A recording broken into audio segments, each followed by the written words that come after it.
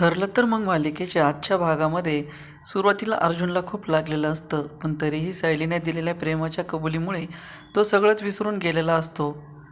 त्याला पुन्हा एकदा सायलीला भेटायचा वेध लागतो तेव्हा चैतन्य त्याला अडवत म्हणतो की सायली मधुभाऊकडे राहते, त्यामुळे तिला असं सारखं भेटणं तुला शक्य होणार नाही.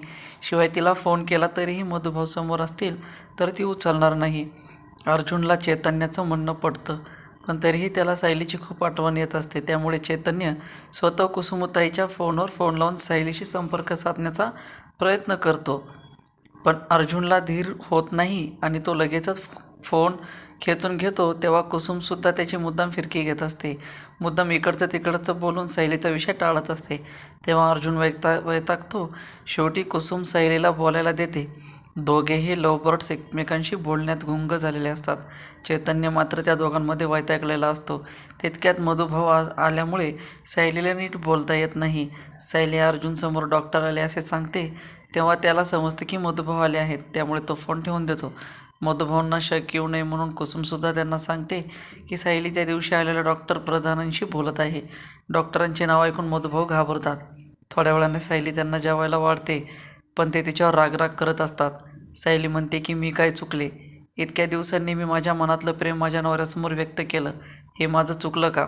सायली कितीही पोटतिडकीनं बोलत असली तरी मधुभाऊंना ते पटत नसतं. ते भरल्या ताटावरून उठून जायला निघतात. तेव्हा सायली पुन्हा एकदा त्यांची समजूत काढून त्यांना जेवायला लावते.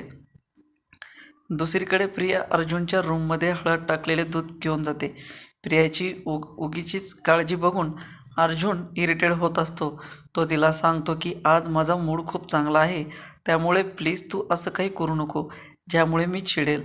तेव्हा प्रिया मुद्दाम कोड्यामध्ये त्याला बोलते की आता पुढे सगळं मलाच करायचं आहे, तुझी सगळी काळजीसुद्धा मलाच घ्यावी लागणार आहे.